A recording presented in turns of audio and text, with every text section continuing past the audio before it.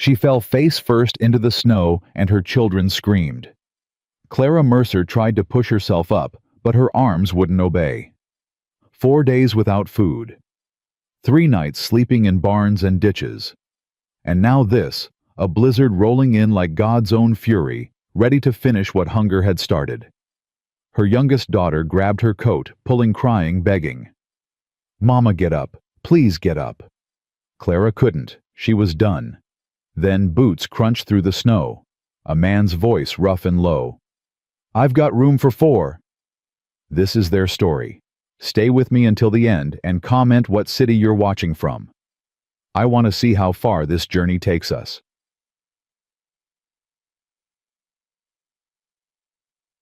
"Mama!" Lily's scream cut through the howling wind. Clara felt her daughter's tiny hands pulling at her coat, but she couldn't move. The snow burned against her cheek like fire. "Mama, please, get up. I'm trying, baby." Clara's voice came out as a whisper. "I'm trying." "She's not moving." Tommy's voice cracked. "Sam, help me lift her." "I can't. She's too heavy." "She's not heavy. You're just weak." "I'm not weak. Both of you stop." Clara forced her eyes open. Her boys stood over her, their faces red from cold, their breath coming in white puffs. Tommy had positioned himself between her and the road, his thin body a shield against whatever threat might come. He was 9 years old, and he'd already learned that the world was full of threats. "Tommy." Clara reached for his hand. "Take your brother and sister. Walk back toward town." "No. That's not a request." "I don't care. We're not leaving you. You'll die out here with me. Then we die together."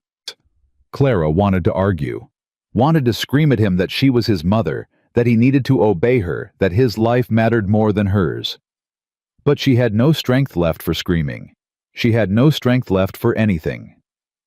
"Mama." Lily pressed her face against Clara's shoulder. "I'm scared." "I know, sweetheart. I want to go home." We don't have a home, Clara thought. We haven't had a home for 6 weeks. But she didn't say it. Some truths were too heavy for a 4-year-old to carry. "Someone's coming." Sam pointed toward the road. "Look, a wagon." Clara's heart seized. Someone could mean salvation. Someone could also mean danger. In the past 6 weeks, she'd learned that strangers were rarely kind. The banker in San Antonio had thrown them out of their lodgings when her money ran out.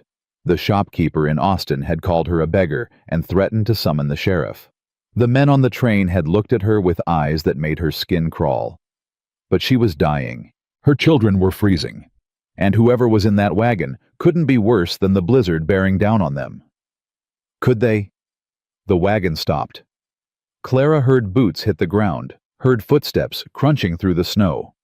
She tried to lift her head, but the world spun and tilted. "Don't touch her!" Tommy's voice was sharp with fear.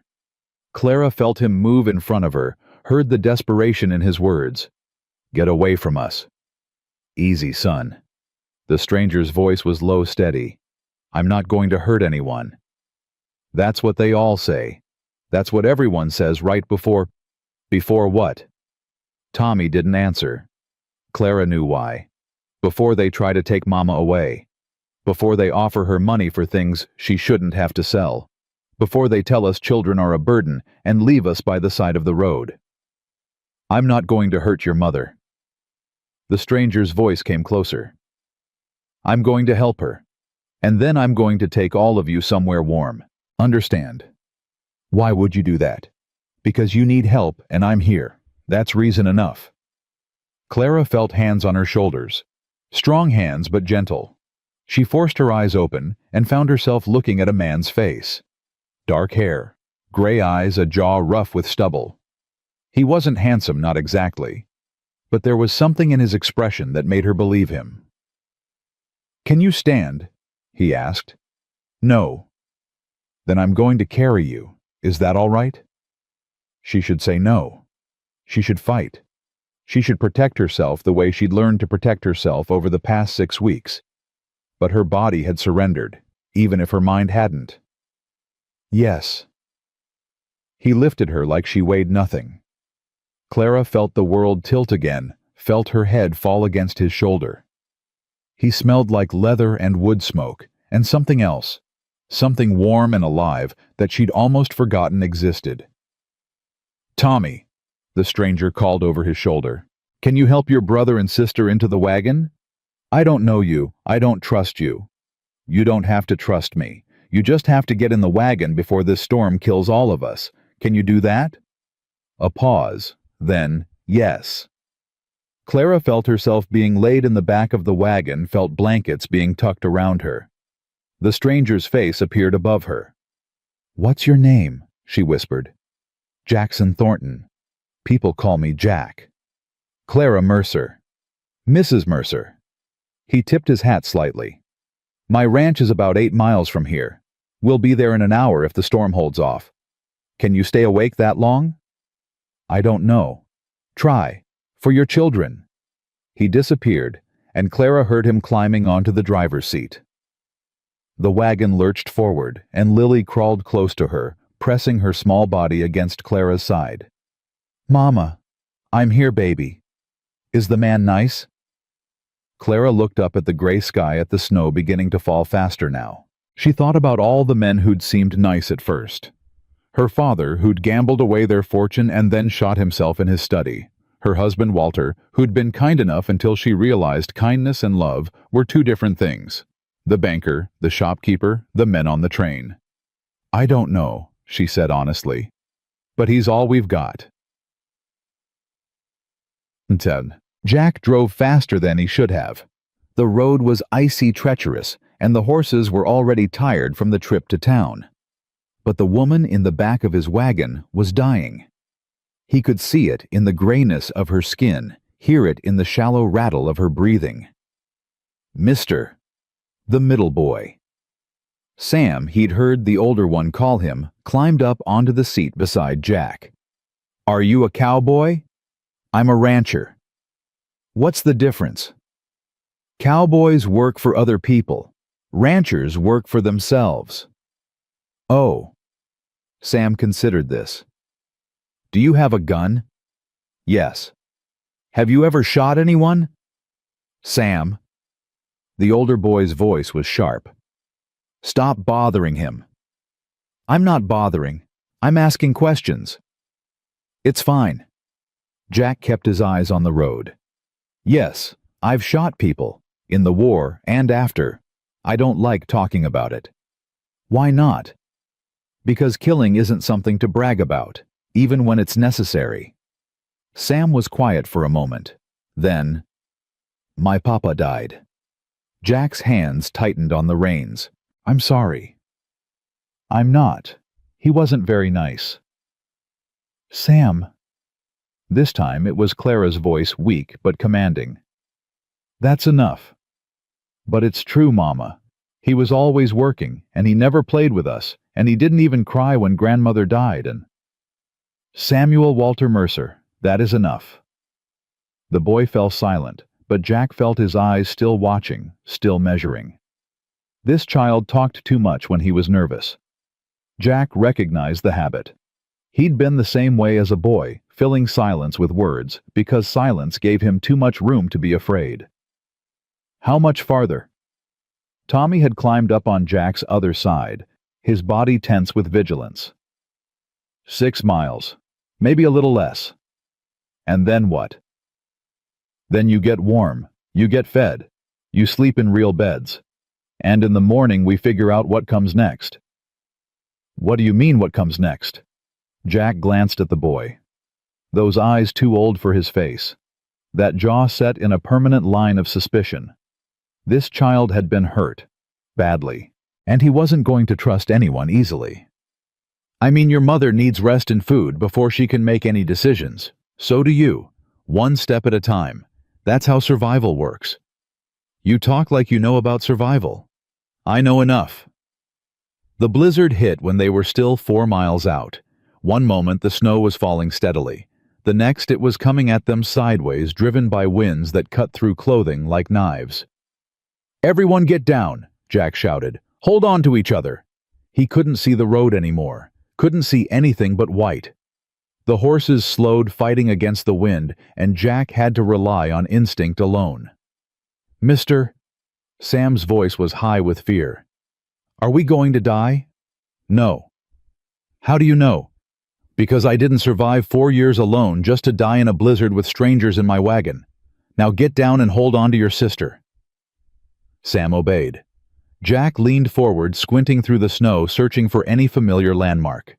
He'd traveled this road 1,000 times. He knew every tree, every rock, every bend. But the storm had turned everything into a featureless white blur. Then he saw it. A dark shape to the right, the old lightning-struck oak that marked the edge of his property. Another mile. Just one more mile. "Ha!" Jack snapped the reins. "Come on, you stubborn nags, move." The horses surged forward, and Jack pushed them harder than he'd ever pushed them before. The wagon rattled and swayed, threatening to tip on the icy road. Behind him he heard Lily crying, heard Tommy telling her to hold on, heard Clara's voice rising above the wind. "Jack, Jack, I can see a light." He looked. There, through the swirling snow, a faint yellow glow. The lamp he'd left burning in the window, the way his mother used to do. A beacon in the darkness. "That's home!" Jack shouted. "We're almost there." The last half-mile took forever. The horses were staggering now, their strength nearly gone. But they made it. The barn materialized out of the storm like a ghost, and Jack pulled the wagon under its overhang, just as the wind reached a howling crescendo. He leaped down and ran to the back of the wagon. Clara was unconscious again, her children huddled around her like puppies around a dying mother. "Tommy, I need you to take Sam and Lily inside. The door's unlocked. There's a fireplace in the main room, wood, and matches on the mantel." "Can you start a fire?"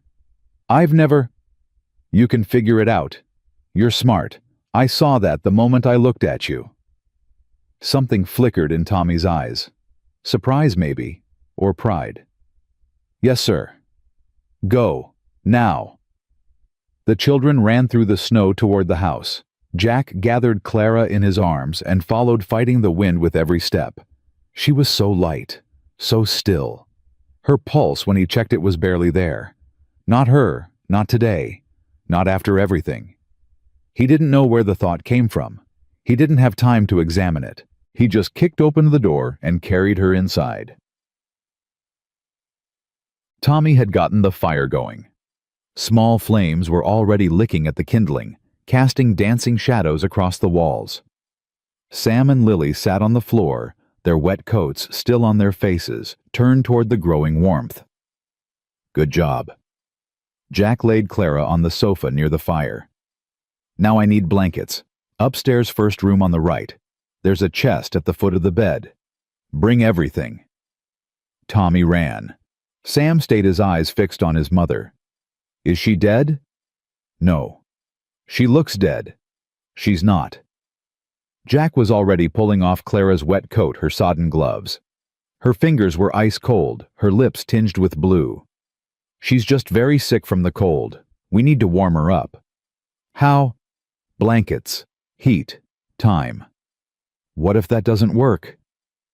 Jack looked at the boy, at his pale face and his shaking hands, and the terror he was trying so hard to hide. "Then we'll try something else. But it's going to work, I promise." "You can't promise that. Nobody can promise that." "I just did." Tommy returned with an armful of blankets. Together they wrapped Clara in layer after layer, piling the wool and cotton until she was cocooned in warmth. Jack built the fire higher, adding log after log until the room was almost too hot. Then he sat back and waited.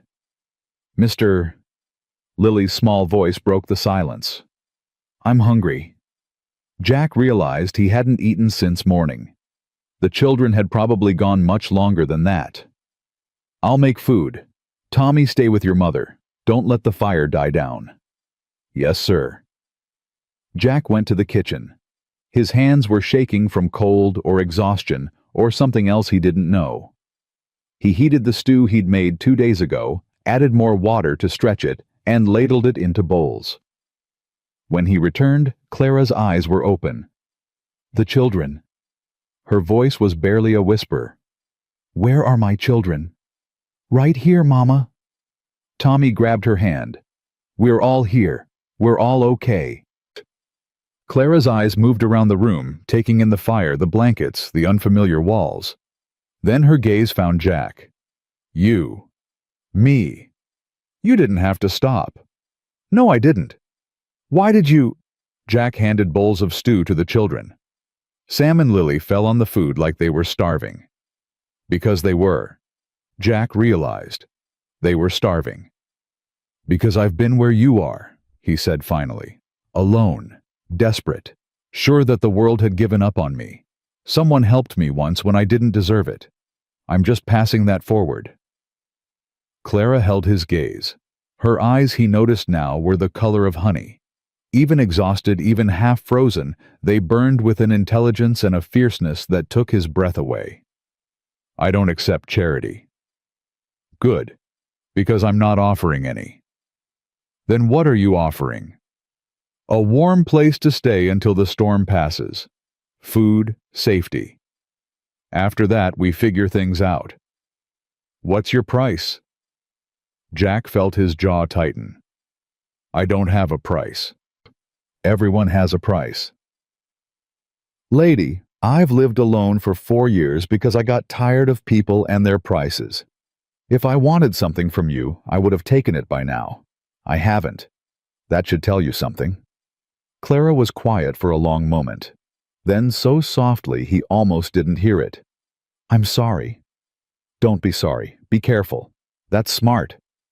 Jack stood up. "But right now the only thing you need to worry about is getting warm and getting fed. Everything else can wait until morning." He turned to leave, but her voice stopped him. "Mr. Thornton?" "Jack?" "Jack." She said his name carefully, like she was testing it. "Thank you. I don't trust you yet, but thank you." He nodded once and went to check on the horses. The storm raged outside, but inside his house was warm for the first time in years.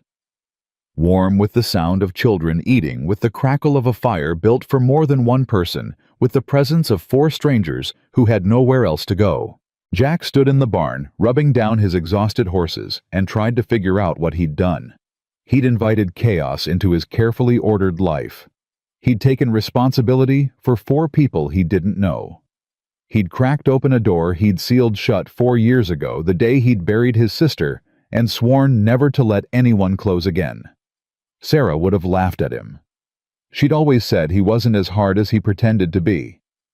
That somewhere inside that fortress of silence and isolation, there was still the boy who'd cried when their mother died, who'd held her hand through the fever nights, who'd promised to take care of her always.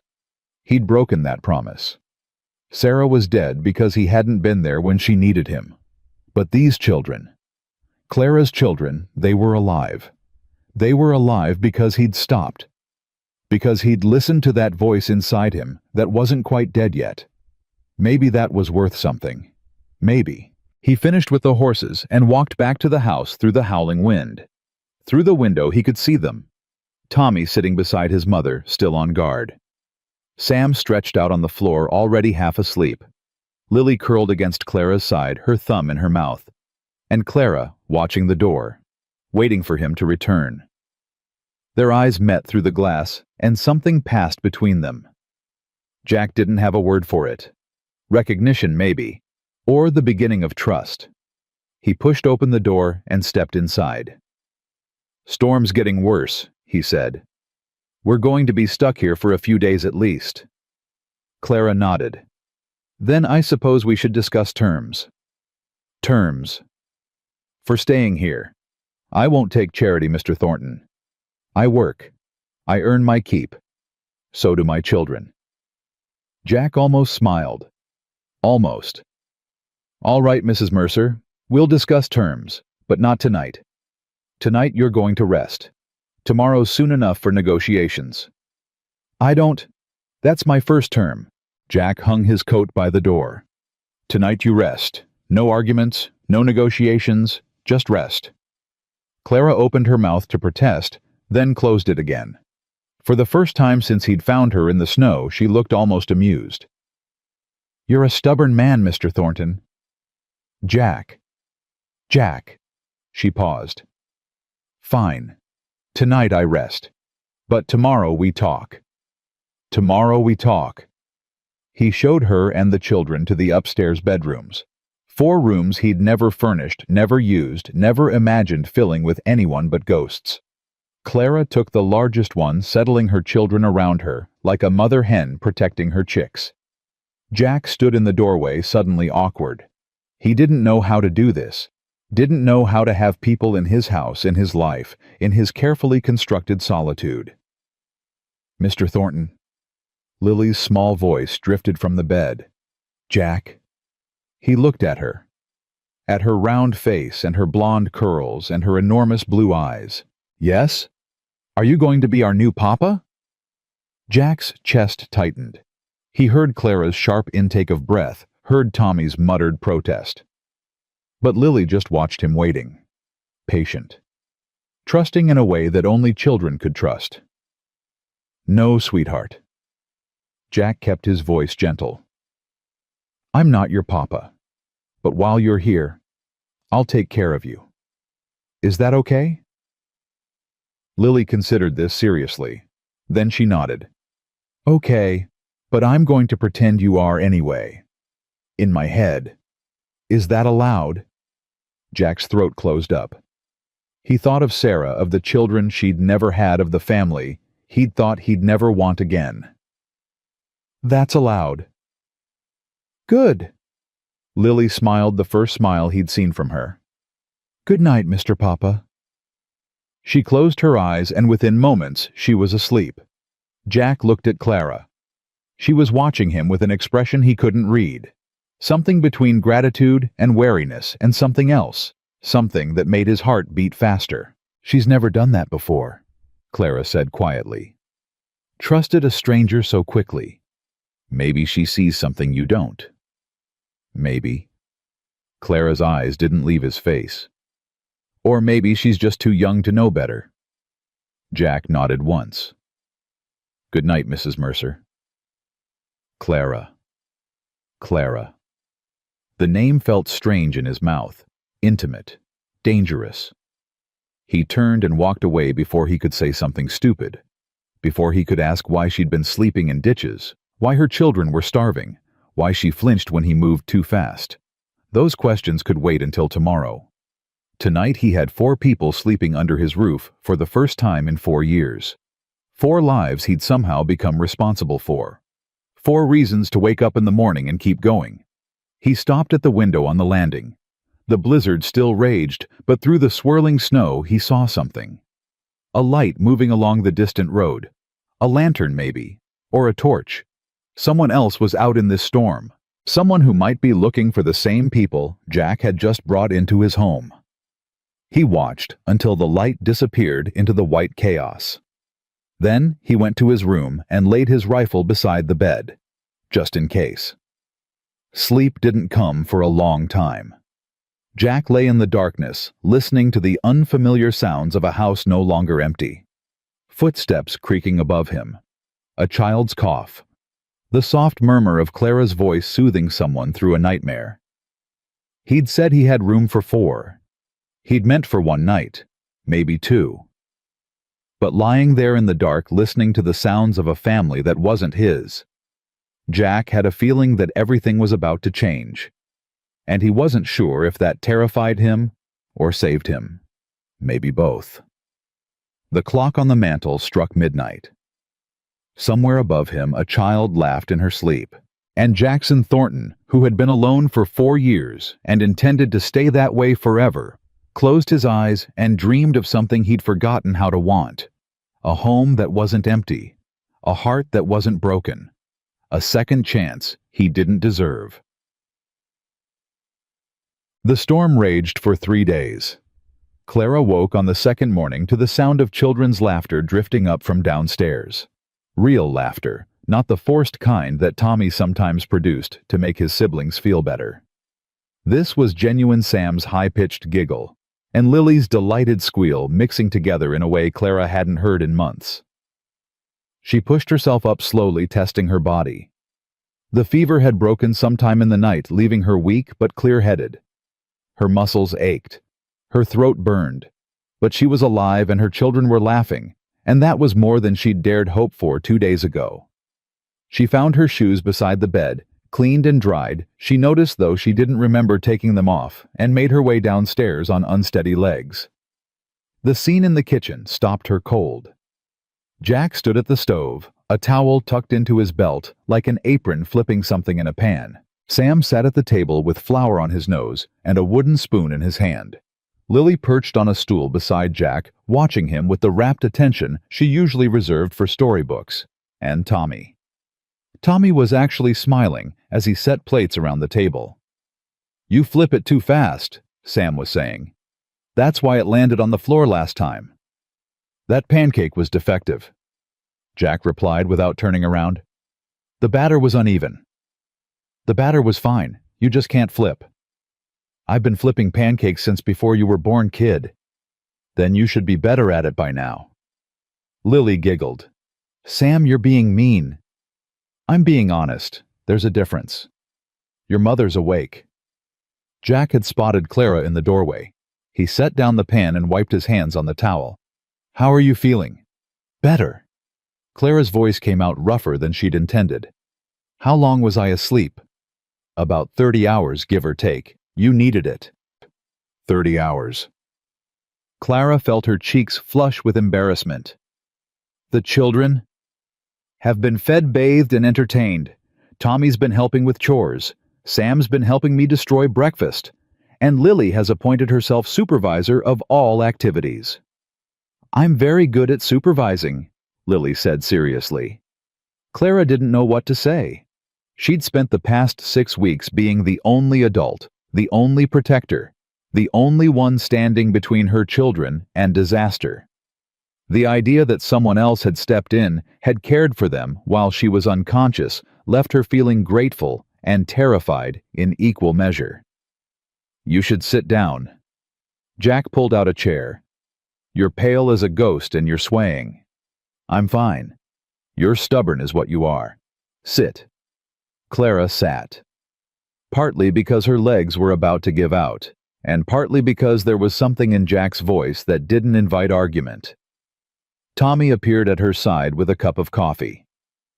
"I made it myself. Jack showed me how." "Thank you, sweetheart." Clara took the cup, her hands trembling slightly. The coffee was too strong and slightly bitter, but she drank it anyway. Her son had made it for her. That made it perfect. "Mama, guess what?" Sam bounced in his seat. "Jack has horses, real horses, and he said when the storm stops he'll teach me to ride. And he has chickens too, and a cow named Bessie, and—" "Breathe, Sam." "And there's a barn with a loft, and you can see all the way to the mountains from up there and—" "Samuel." Clara held up a hand. "One thing at a time." "But there's so many things."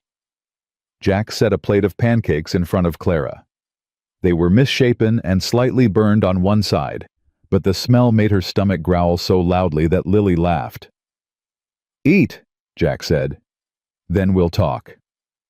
Clara wanted to argue, wanted to assert her independence, her capability, her refusal to be anyone's burden. But the pancakes were hot, and her children were safe, and for the first time in 6 weeks, someone else was in charge. She ate. The storm finally broke on the 3rd morning. Clara woke to silence the eerie, muffled quiet that came after heavy snowfall. She dressed quickly in clothes that had been washed and folded and left outside her door and made her way downstairs.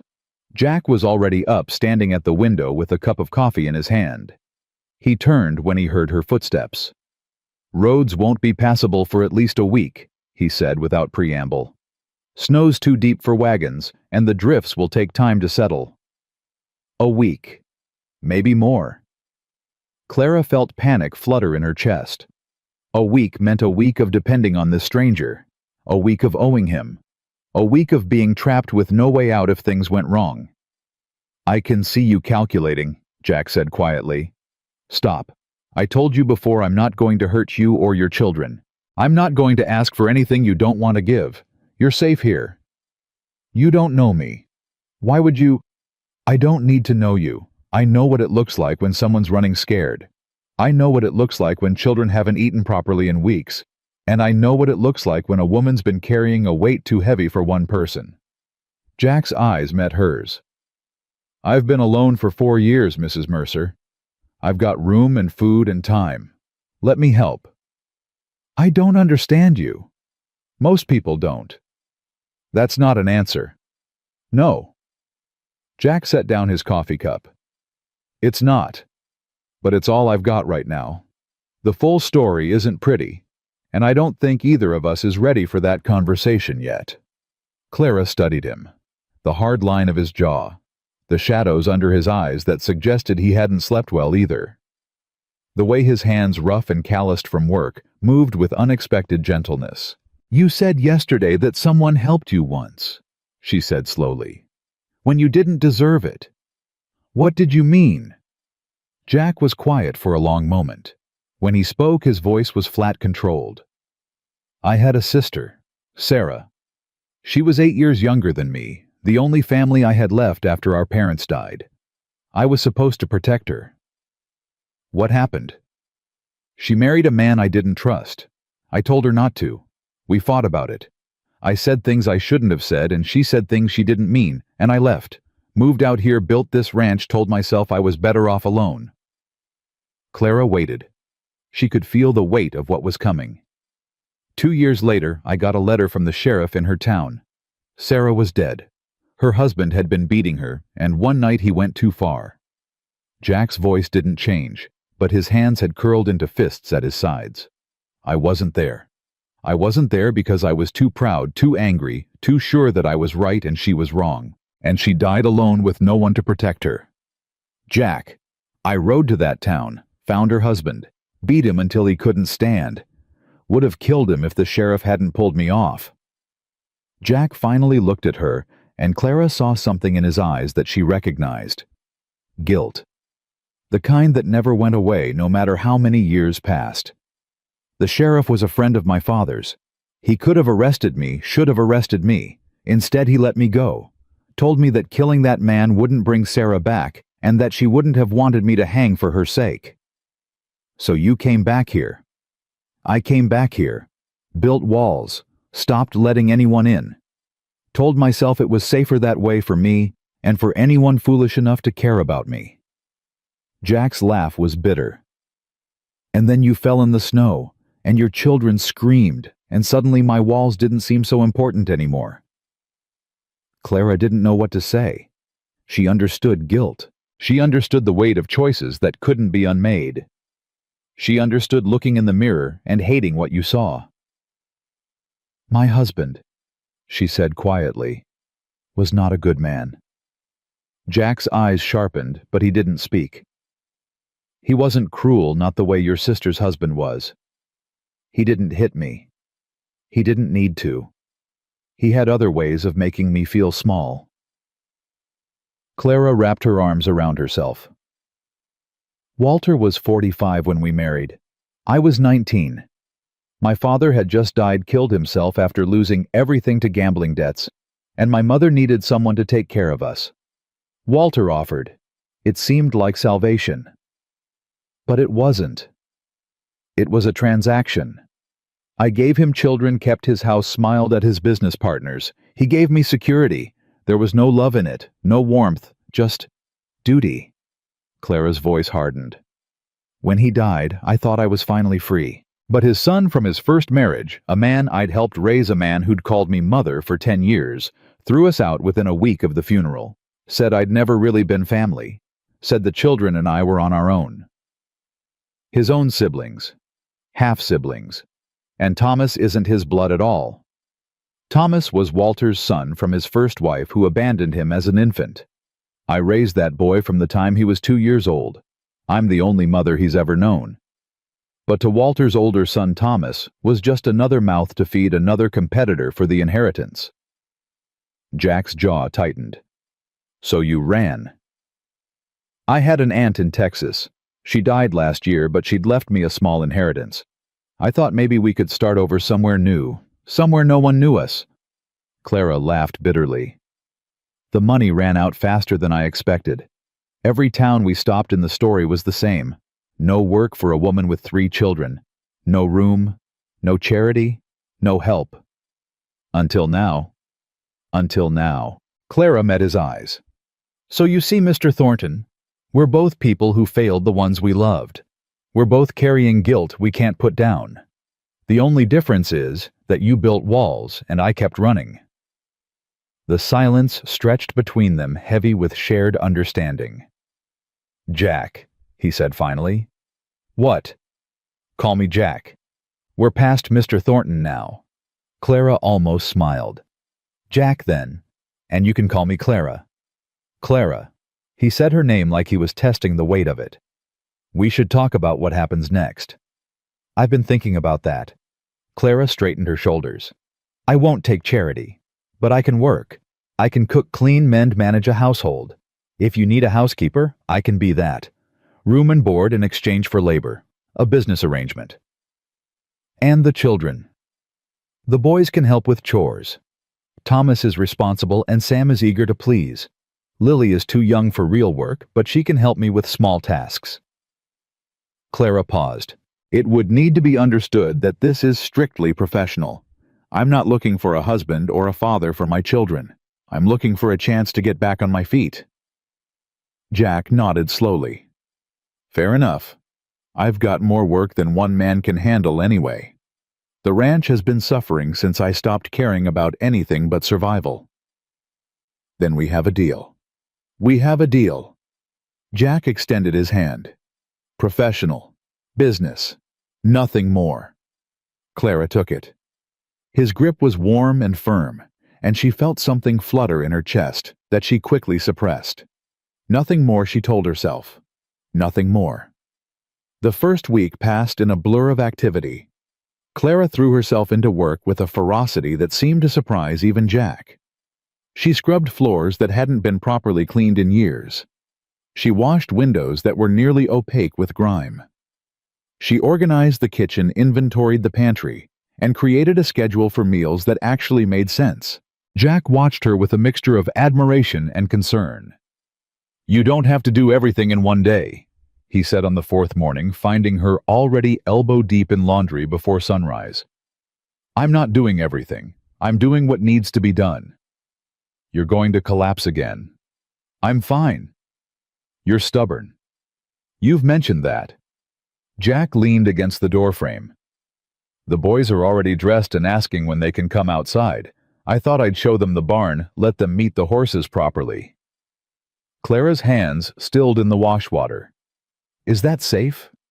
"I'll be with them the whole time. Tommy's got a good head on his shoulders and Sam—" Jack paused. "Sam talks too much, but he listens when it matters." "He likes you." "The feeling's mutual. Kid's got spirit." Clara resumed her scrubbing. "Don't let them be a burden. They need to earn their keep, too."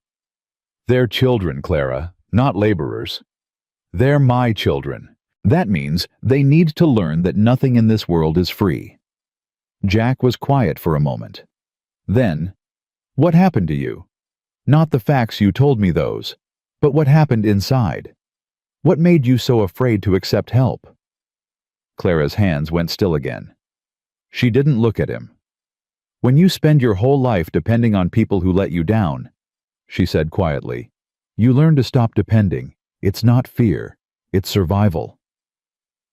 There's a difference between self-reliance and isolation. Is there? Clara finally met his eyes. "You built walls for 4 years. You told me yourself that you stopped letting anyone in.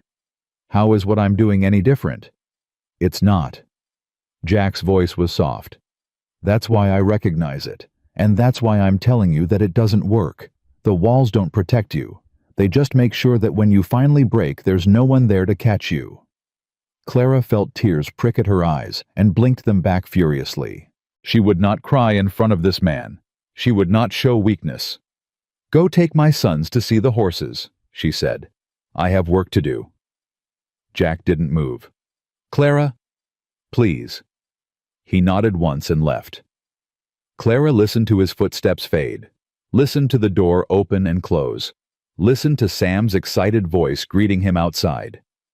Then she put her face in her wet hands and wept. She hadn't cried in months, hadn't allowed herself the luxury of tears. But something about Jack's words, about his understanding, about the gentle way he'd named the things she'd been doing, it had cracked something open inside her. She cried for Walter, who had never loved her. She cried for her father, who had chosen death over responsibility. She cried for the woman she'd been at 19, so desperate for security that she'd traded her whole future for it.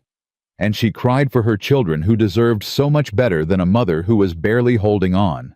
When the tears finally stopped, Clara washed her face, straightened her dress, and went back to work. But something had shifted. Some wall inside her had developed a crack, and she wasn't sure if that terrified her or relieved her. Lily found her an hour later, climbing into her lap without asking permission. "Mama." "Yes, sweetheart." "I like it here." Clara stroked her daughter's hair. "Do you? Mr. Papa gave me a cookie, and he let me pet the horses, and he said I could name the baby chicks when they hatch in the spring." "Mr. Papa?" Lily nodded solemnly. "That's what I call him in my head. Remember, he said it was allowed." "Lily, honey, he's not your papa. He's just a man who's letting us stay here for a while." "I know. But he feels like a papa. He makes me feel safe." Lily looked up at her with those enormous blue eyes. "Doesn't he make you feel safe, Mama?" Clara thought about the question, about the way Jack had carried her through the storm, about the way he'd fed her children while she was unconscious, about the way he'd just stood in the doorway and seen through her defenses like they were made of glass. "Yes," she admitted quietly. "He does." "Then why are you sad?" "I'm not sad, baby." "You were crying. I heard you." Clara closed her eyes. Nothing escaped her youngest child. Lily saw everything, understood more than she should, and asked the questions that adults were too polite to voice. "Sometimes grown-ups cry when they're confused," Clara said carefully, "when they don't know what to feel or what to do." "Are you confused about Mr. Papa?" "I'm confused about a lot of things." Lily considered this. "Tommy says we shouldn't trust him. He says men always want something." "Tommy is very smart. It's good to be careful." "But Sam says Jack is nice. He says Jack taught him how to feed the chickens and didn't even get mad when Sam dropped the bucket." "Sam sees the good in everyone." "What do you see, Mama?" Clara looked out the window. Jack was in the yard, Tommy on one side and Sam on the other. He was showing them something, how to hold a tool maybe, or how to check a fence post. Tommy was listening with that serious expression he always wore. Sam was bouncing on his heels, asking questions that Clara couldn't hear but could easily imagine. What did she see? She saw a man who had been broken and had rebuilt himself in isolation. She saw a man who was awkward with kindness because he'd forgotten how to receive it. She saw a man who looked at her children like they mattered, like they were people instead of burdens. She saw a man who scared her not because he was dangerous, but because he made her want things she'd stopped believing in. "I see someone trying," Clara said finally, "just like us. Then maybe we should try together." Lily's logic was simple, childlike, devastating. "That's what families do, right? They try together." Clara pulled her daughter close and didn't answer, because the answer was yes. That was exactly what families did. And Clara wasn't ready to admit that she wanted one. That night, after the children were asleep, Jack found Clara on the porch. She was wrapped in a blanket, watching the stars emerge from the clearing sky. "Mind if I join you?" "It's your porch." "That's not what I asked." Clara shifted to make room, and Jack settled into the chair beside her. For a long moment, neither of them spoke. The silence was different now, less awkward, more companionable. "Lily calls you Mr. Papa," Clara said finally. "I know. She told me." "Does that bother you?" Jack was quiet for a moment. It should. It should terrify me. I'm not fit to be anyone's father. I couldn't even protect my own sister. But when she looks at me with those big eyes and calls me that, I feel something I haven't felt in years. And Jack's voice was rough. I feel like maybe I'm not completely broken. Like maybe there's still some part of me worth saving. Clara understood. God, she understood. I've been thinking about what you said this morning, she said quietly. About walls, about isolation. And I think you're right. I've been so focused on protecting myself and my children that I forgot what we were protecting ourselves for. Clara pulled the blanket tighter. What's the point of surviving if you never actually live?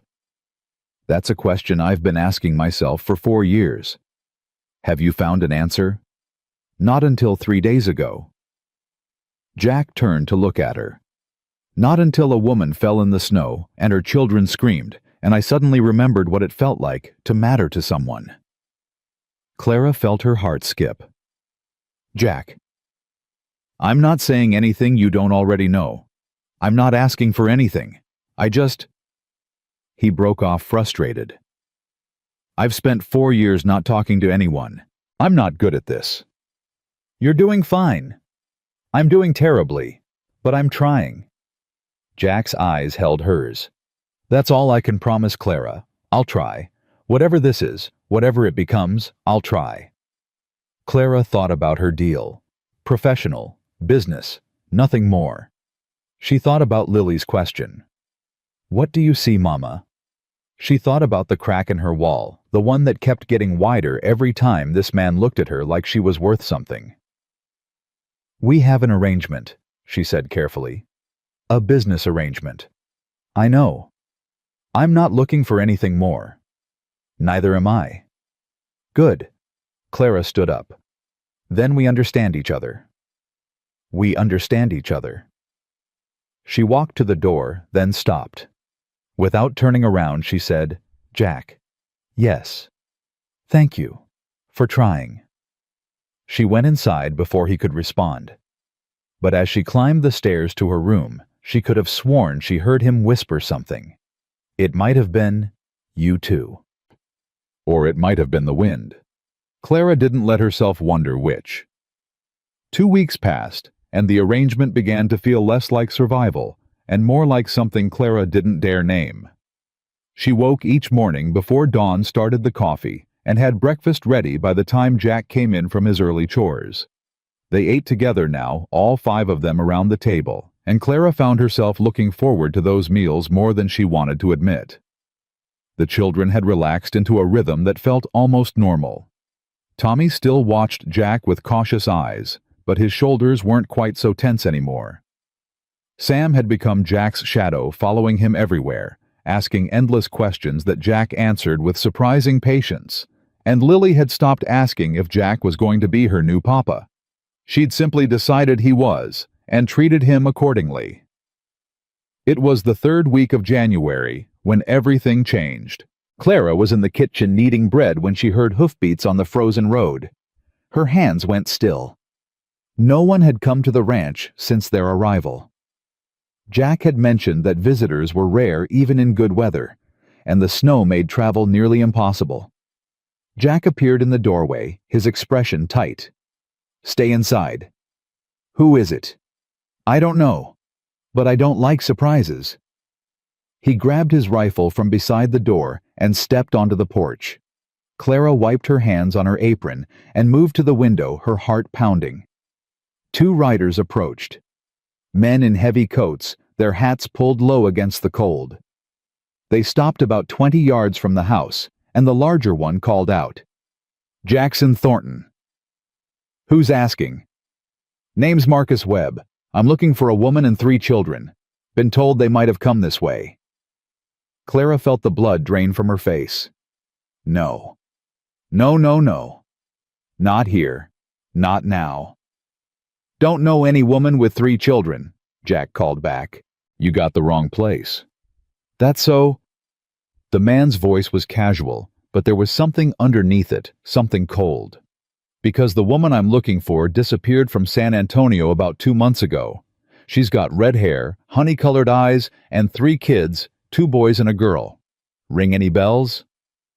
Jack's stance shifted almost imperceptibly. Like I said, wrong place. Mind if we take a look around, just to be sure? Yeah, I do mind. The second rider spoke for the first time. Mr. Thornton, we don't want trouble. We're just doing a job. The woman's former stepson hired us to find her and the children. He's concerned about their welfare. Their welfare? Jack's voice was flat. That why he threw them out in the middle of winter with nothing but the clothes on their backs? Silence. The 2 men exchanged glances. So they are here, Webb said. I didn't say that. You didn't have to. Webb's horse stepped closer. Look, Thornton, this doesn't have to be difficult. The stepson just wants to talk to her. Work things out. There's an inheritance-involved papers that need signing. Once that's done, she's free to go wherever she wants. And if she doesn't want to sign, that's not really your concern, is it? Clara watched Jack's shoulders tighten, watched his grip shift on the rifle. She should go out there, should face these men herself, should stop hiding behind a stranger's protection. But her feet wouldn't move. Here's what's going to happen, Jack said, his voice dropping to something low and dangerous. You're going to turn your horses around and ride back the way you came. You're going to tell whoever hired you that you didn't find what you were looking for. And you're never going to come back to my property again. Or what? Or I'm going to put a bullet in you, bury you in the north pasture, and let the coyotes sort out the rest. The silence stretched. Clara held her breath. You're making a mistake, Webb said finally. That woman isn't worth dying over. Maybe not, but my land is, and you're standing on it. Jack raised the rifle slightly. You've got about 10 seconds to leave before I decide this conversation is over. The men didn't move for a long moment. Then Webb laughed a short, ugly sound. All right, Thornton. Have it your way. But this isn't over. That woman owes debts, and debts get paid, one way or another. They turned their horses and rode away. Clara watched until they disappeared over the ridge, her whole body trembling. Jack came back inside. His face was hard, his eyes cold in a way she'd never seen before. Who was your husband's stepson? His voice was clipped. The one who threw you out. Harold Mercer. And he hired men to track you down. I didn't think he would. Clara's voice broke. Jack, I'm sorry, I should have told you. I should have warned you that someone might come looking. Yes, you should have. The words hit her like a slap. She flinched, and something in Jack's expression softened slightly. What does Harold want? He asked, his voice gentler now. Really? Walter's will. Clara sank into a chair, her legs suddenly unable to hold her. When Walter died, he left everything to Harold: the house, the business, the accounts. But there was a provision, a trust fund for the children's education to be administered by me until they come of age. Harold can't touch it, and it infuriates him. How much? $15,000. Jack let out a low whistle. That's a lot of money. It's everything Walter had left after the debts were paid. Harold got the house and the business, but the cash, the liquid assets, went into trust for the children. Clara's hands twisted in her lap. Harold wants me to sign over control. If I do, he can access the funds, use them however he wants. And you refused. Of course I refused. That money is my children's future. I won't let him steal it. So he threw you out. Figured you'd get desperate enough to sign eventually. Clara nodded miserably. I thought if I could just get far enough away, find somewhere to start over, he'd give up. But he didn't. He won't. She looked up at Jack, her eyes burning with unshed tears. I've put you in danger. You and your ranch and everything you've built. Those men will come back. They'll bring more men. They won't stop until they get what they want. Jack was quiet for a long moment. Then he knelt down in front of her chair, bringing himself to her eye level. "Clara, look at me." She looked. "I've been alone for 4 years because I was too afraid to let anyone matter to me again. Too afraid to risk losing someone the way I lost Sarah." Jack's voice was steady, but his eyes were fierce. "But you and your children walked into my life, and somewhere in the past 3 weeks, you started to matter. I don't know what that means yet. I don't know where it goes. But I know this: I'm not going to let anyone hurt you. Not Harold, not those men, not anyone. Jack, you don't have to." "I know I don't have to. I want to." He took her hands in his, and Clara felt the warmth of his rough palms, the strength in his fingers. "We're in this together now. Whatever comes, we face it together. That's what family does." Clara's breath caught. Family. Jack seemed to realize what he'd said. He released her hands and stood up abruptly, turning away. "I didn't mean that as... I wasn't suggesting... I know what you meant. It's just that the children they've become, and you've..." Jack ran a hand through his hair in frustration. "I'm not good at this." Despite everything, despite the fear and the danger and the uncertainty, Clara felt something warm unfurl in her chest. Something that felt dangerously like hope.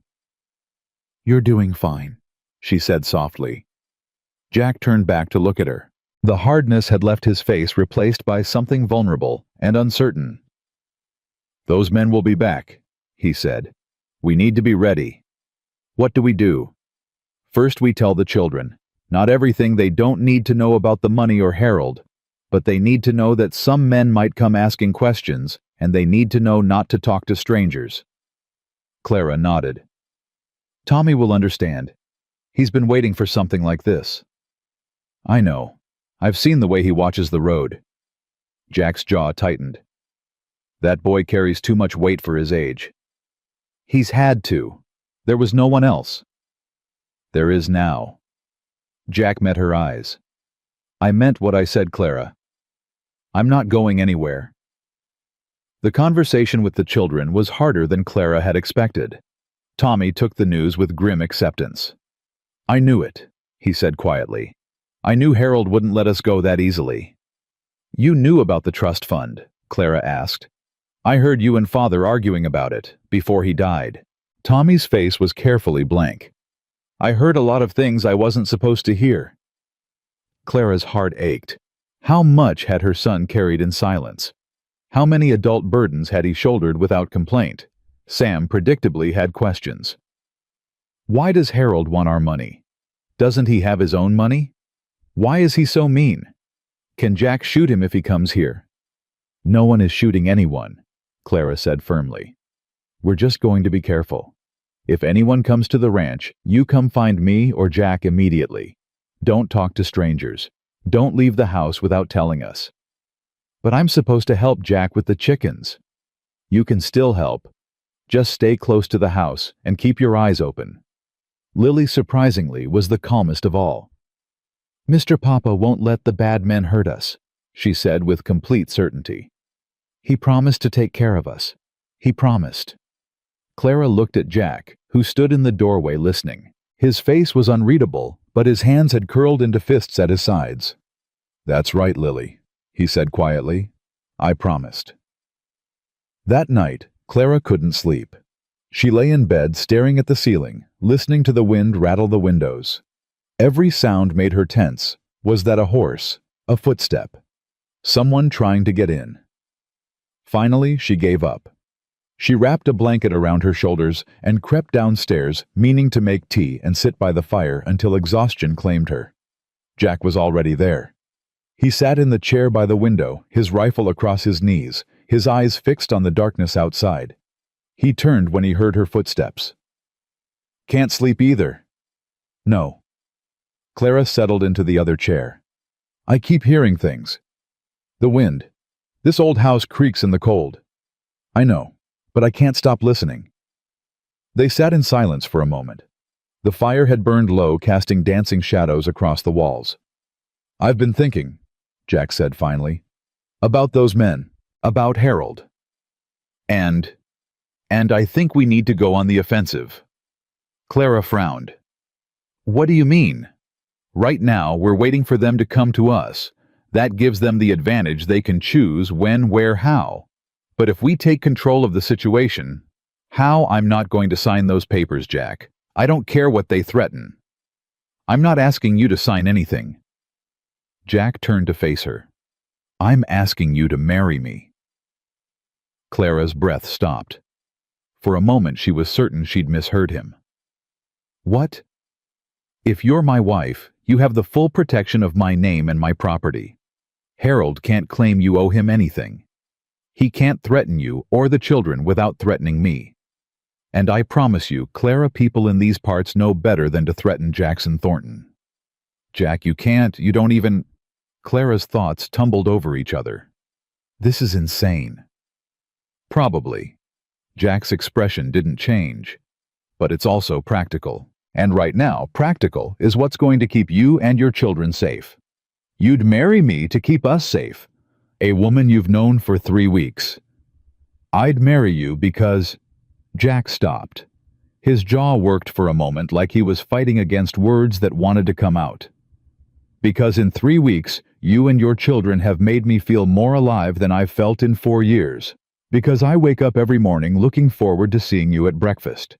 Because when Lily calls me Mr. Papa, I want it to be true. Clara felt tears sliding down her cheeks. She didn't bother to wipe them away. Jack, that's not a reason to get married. That's a reason to what? Keep pretending we're just business partners. Keep sleeping in separate rooms and calling each other by our last names and acting like there's nothing between us. Jack leaned forward. I'm not good at pretending, Clara. And I don't think you are either. I was married for 10 years to a man who didn't love me. I swore I'd never do that again. I'm not Walter. I know you're not. But Jack, marriage is supposed to be about love. Not convenience. Not protection. Love. Jack was quiet for a long moment. When he spoke, his voice was rough. What if it's both? Clara stared at him. What? What if it's protection and convenience and... He broke off, frustrated. Clara, I don't know how to do this. I've spent 4 years not feeling anything, and now I feel everything, and I don't have the words for it. Try. Jack stood up abruptly and crossed to the window. His back was to her, his shoulders tense. When those men came today, he said slowly, when I heard them asking about you, I wanted to kill them. Not because they were threatening my land, because they were threatening you. Because the thought of anyone taking you away from here from me... He turned around. I'm not good at words, Clara, but I know what I feel, and I know that if you walk out that door tomorrow, I'll spend the rest of my life wishing I'd said something to make you stay. Clara rose from her chair. Her legs felt unsteady, her heart pounding so hard she could hear it in her ears. Jack, you don't have to answer now. You don't have to answer at all. I needed you to know. He laughed bitterly. God, I'm making a mess of this. Clara crossed the room until she was standing in front of him. Close enough to see the pulse jumping in his throat. Close enough to see the fear in his eyes. Fear that she would reject him, that he'd opened himself up only to be hurt again. She understood that fear. She felt it too. I'm terrified, she whispered. I know. I've been hurt so badly, Jack. I don't know if I can trust this. Trust you. Trust myself. I know. But... Clara's voice broke. But when I think about leaving, about taking my children and walking away from here from you, I can't breathe. I can't imagine waking up and not seeing you at breakfast.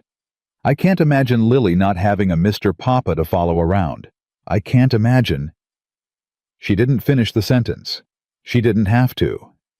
Jack's hand came up to cup her face. His palm was rough and warm against her cheek. Clara. Yes. I'm going to kiss you now. Is that all right? Clara answered by rising on her toes and pressing her lips to his. The kiss was soft at first, tentative. Two people who had forgotten how to be vulnerable, remembering together.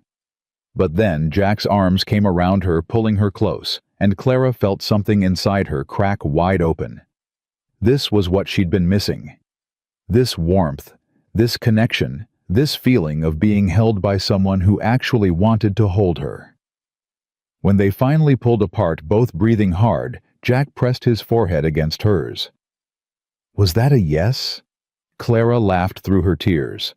That was a, let me think about it. Take all the time you need. Jack's arms tightened around her. I'm not going anywhere. They stood like that for a long time, wrapped in each other's arms while the fire burned low and the wind howled outside.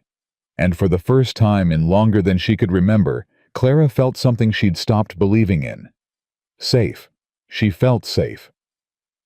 The next morning dawned gray and cold. Clara woke to the sound of hoofbeats, not the threatening approach of strangers, but the familiar rhythm of Jack returning from his early rounds. She dressed quickly and went downstairs to find the children already at the table. Tommy was helping Lily with her breakfast, while Sam chattered about something he'd seen in the barn the day before.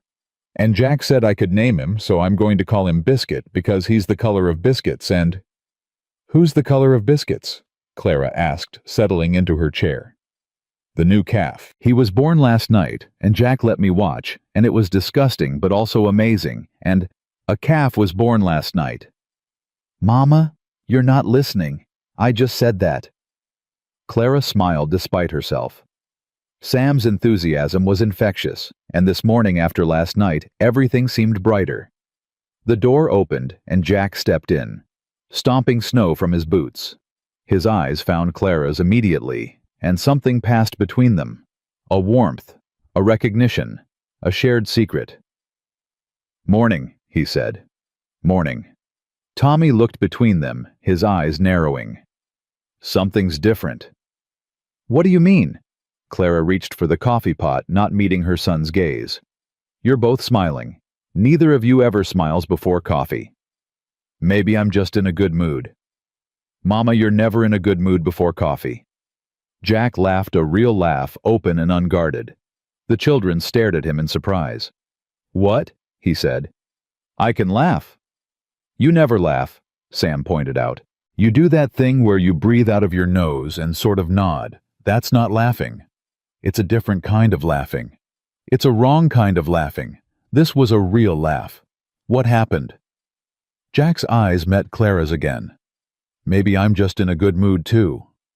Lily, who had been watching the exchange with her usual intensity, suddenly gasped. You're getting married. The table went silent. Clara felt her face flame.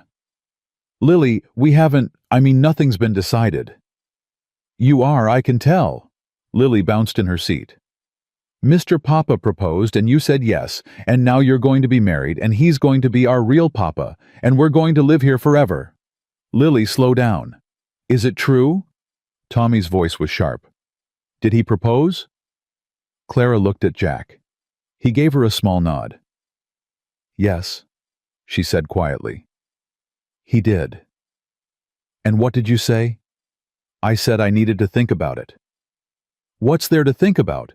Sam demanded. Jack's the best. If you marry him, we get to stay here forever. If you don't, those men might come back and take us away. It's simple. Nothing about this is simple, Sam. It is to me. Clara looked at Tommy. His face was closed, unreadable. Tommy, what do you think? Her eldest son was quiet for a long moment. Then he turned to Jack. Do you love her? Jack didn't hesitate. Yes. Do you love us, all of us? Yes. Will you protect her? Even if it's hard, even if those men come back, even if it costs you something? Yes. Tommy nodded slowly. Then I think you should marry him, Mama. I think... His voice cracked slightly. I think this is what Father never gave us. A real home. Someone who actually wants us here. Clara felt tears burning in her eyes. Her serious, cautious, protective son, the one who trusted no one, who carried the weight of the world on his young shoulders, was giving his blessing. Tommy. I'm not saying it because I want you to. I'm saying it because it's true. Tommy's jaw set in that familiar stubborn line. Jack's not perfect. He's grumpy and he doesn't talk enough and he makes terrible coffee. But he loves us. I can see it. And that's more than anyone else has ever given us. Clara reached across the table and took her son's hand. When did you get so wise? I had to. There was no one else. There is now, Jack said quietly. You don't have to carry everything alone anymore, Tommy. That's what fathers are for.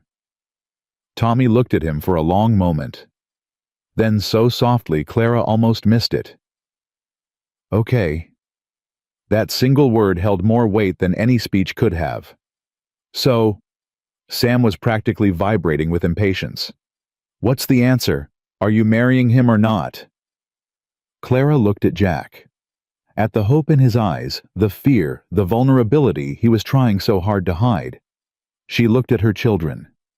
At Tommy's cautious approval, Sam's eager excitement, Lily's beaming certainty. She thought about everything she'd been through. The loveless marriage, the rejection, the months of running and hiding and barely surviving. And then she thought about the past 3 weeks, the warmth of this house, the laughter at the breakfast table, the feeling of Jack's arms around her last night holding her like she was something precious. Yes, she said. Sam cheered. Lily squealed. Tommy smiled a real genuine smile that made him look his age for the first time in years. And Jack crossed the room in 2 strides, pulled her out of her chair, and kissed her right there in front of the children. Gross, Sam said happily. Beautiful. Lily sighed. About time, Tommy muttered.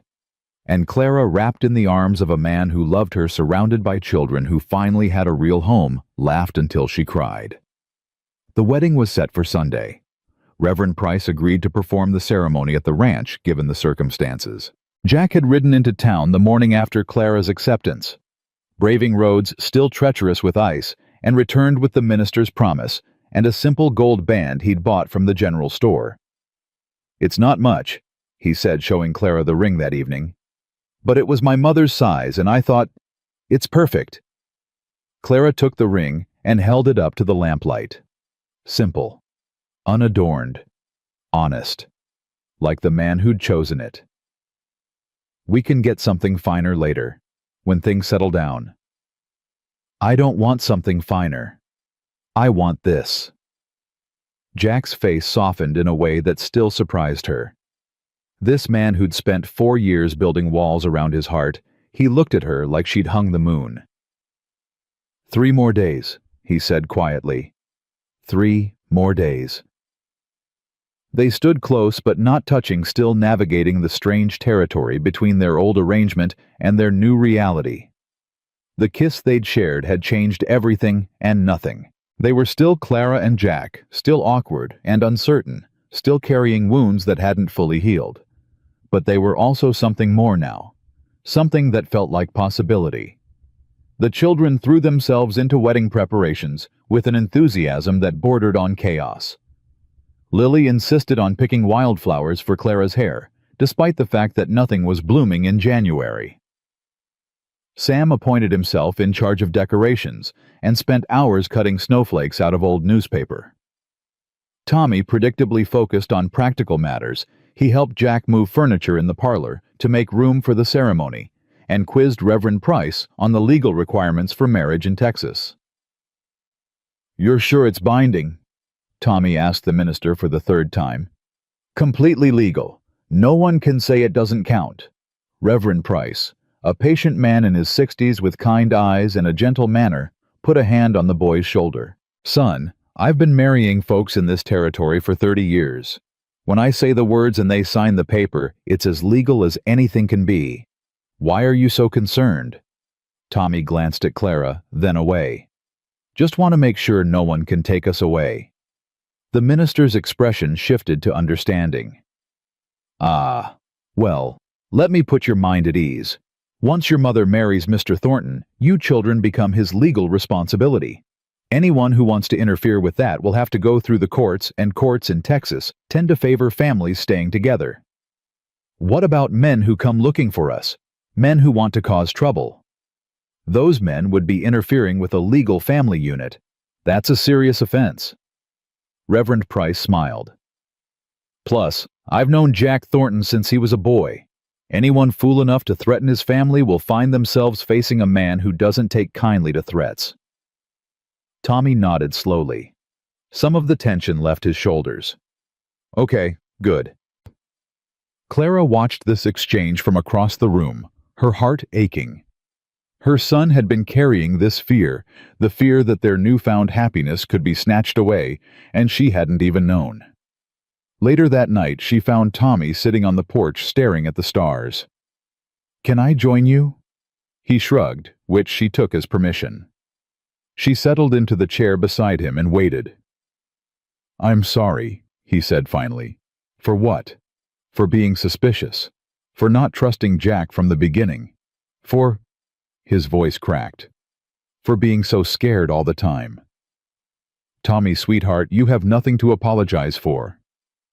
I just keep waiting for something bad to happen.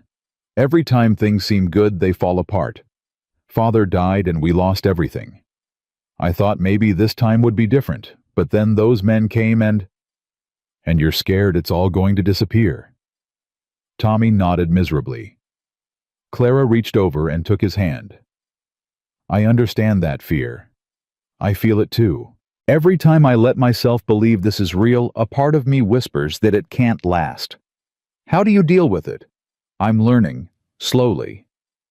Clara squeezed his hand. "Jack told me something once. He said that building walls doesn't protect you from loss. It just makes sure you're alone when the loss comes. I think he's right. What if I can't let my walls down? What if I don't know how? Then we figure it out together. You don't have to do this alone anymore, Tommy. That's the whole point." Tommy was quiet for a long moment. Then, "I like him. Jack. I didn't want to, but I do. I know. He's good with Sam, patient. Sam needs that someone who doesn't get annoyed by all his questions. Jack seems to genuinely enjoy answering them. And Lily," Tommy's voice softened. "Lily needs a papa, a real one, someone who makes her feel safe. What about you? What do you need?" Tommy looked at her with those two old eyes. "I need to stop being the man of the family. I need someone else to carry that weight for a while." He paused. "I think Jack can do that. I think he wants to. He does want to, very much. Then I'm glad you're marrying him." Tommy's hand tightened around hers. "I'm glad we're staying." They sat together in comfortable silence until the cold drove them inside. Clara tucked her son into bed, something she hadn't done in months, something he'd insisted he was too old for, and pressed a kiss to his forehead. "I love you, Tommy." "I love you too, Mama." She was halfway out the door when his voice stopped her. "Mama." "Yes." "Do you think—" He hesitated. "Do you think Father would be angry that you're marrying someone else?" Clara considered the question carefully. Walter Mercer had never been a passionate man. Their marriage had been comfortable but cold. He'd provided for her and the children, but he'd never loved them not the way Jack loved them, fiercely and without reservation. "I think your father would want us to be happy," she said finally. "And I think he'd be glad we found someone who genuinely cares about us." "I don't miss him." Tommy's voice was barely a whisper. "Is that wrong?" "No, sweetheart. It's not wrong. You can't miss what you never really had." She closed the door softly and leaned against it, tears sliding down her cheeks. Her poor boy carrying guilt about feelings he couldn't help. "Everything okay?" Jack was at the bottom of the stairs, looking up at her with concern. "Yes, just—" Clara wiped her eyes. "Just a conversation with Tommy. He's struggling." "I know, he hides it well, but I can see it." Jack climbed the stairs until he was standing in front of her. "He needs time. He needs consistency. He needs to learn that not everyone leaves. He likes you. He told me." "I like him too. He's a good kid." Jack paused. He reminds me of myself at that age, after my mother died, trying so hard to be strong, to hold everything together and crumbling inside. How did you get through it? I didn't. Not for a long time. Jack's hand came up to cup her face. Maybe if I'd had someone, a father, a mentor, anyone, things would have been different. Maybe I wouldn't have spent 4 years alone running from my own grief. You have someone now. So does Tommy. He just needs to learn to trust it. Clara leaned into his touch. 2 more days. 2 more days. Jack's thumb traced her cheekbone. Then you're stuck with me forever. I think I can live with that. He kissed her forehead and stepped back. Get some sleep. Tomorrow's going to be busy. What's happening tomorrow? I'm teaching Sam to ride. He's been begging for weeks, and I figure it'll help burn off some of that energy. Clara laughed. Good luck with that. I'll need it. The next morning started with chaos. Sam had apparently been awake since before dawn, too excited about his riding lesson to sleep. By the time Clara came downstairs, he'd already spilled the milk, broken a bowl, and attempted to saddle a horse by himself. He tried to climb onto Bessie, Jack reported, steering the bouncing boy toward the table. Bessie's a cow. In my defense, Sam said, they look similar from behind. A cow and a horse look nothing alike. They both have 4 legs and tails. So do dogs. Were you planning to ride one of those next? We don't have any dogs. Sam's eyes lit up. Can we get a dog? Please, I promise I'll take care of it. I'll feed it and walk it and teach it tricks and... One thing at a time, Clara interrupted. First eat breakfast, then riding lesson, then we'll discuss dogs. Is that a maybe? It's a we'll see. That's a yes, Mama said yes to a dog. I said no such thing. But Sam was already chattering about names and breeds and training methods, and Clara caught Jack's eye across the table. He was fighting back a smile. You've created a monster, he murmured. I've created nothing. You're the one who mentioned riding lessons. And you're the one who said we'll see to a dog. I said we'll see to ending the conversation. There's a difference. Not to a 6-year-old. Tommy appeared in the doorway, Lily in tow. What's Sam yelling about now? We're getting a dog. We're not getting a dog. Mama said we'll see, and that always means yes. Tommy looked at Clara. Does it? No, it means we'll see. Okay, but historically speaking, whose side are you on? Tommy grinned, actually grinned, and took his seat at the table. Historically speaking, we'll see has resulted in 3 goldfish, a rabbit, and Sam's brief but memorable career as owner of a pet frog. The frog escaped. That doesn't count. It escaped because Sam left the lid off. That absolutely counts. Clara put her head in her hands. It's too early for this conversation. Jack set a cup of coffee in front of her. Drink. I'll handle the children. How? By promising Sam that if he survives his riding lesson without injuring himself or the horse, we'll discuss the dog situation tonight. That's bribery. That's parenting. Jack's eyes twinkled. You'll learn. Clara watched him herd the children through breakfast with surprising efficiency. He knew exactly when to be firm, when Sam tried to negotiate for 2 dogs instead of 1, when to be gentle when Lily got upset about a piece of toast that was too brown, and when to step back when Tommy wanted to handle something himself. He was good at this. Natural. Like he'd been waiting his whole life for a family to care for. Maybe he had been. The riding lesson started well. Jack had chosen a gentle mare named Sugar for Sam's first attempt. The horse was patient, docile, and apparently immune to the endless stream of questions Sam directed at her. Does she understand English?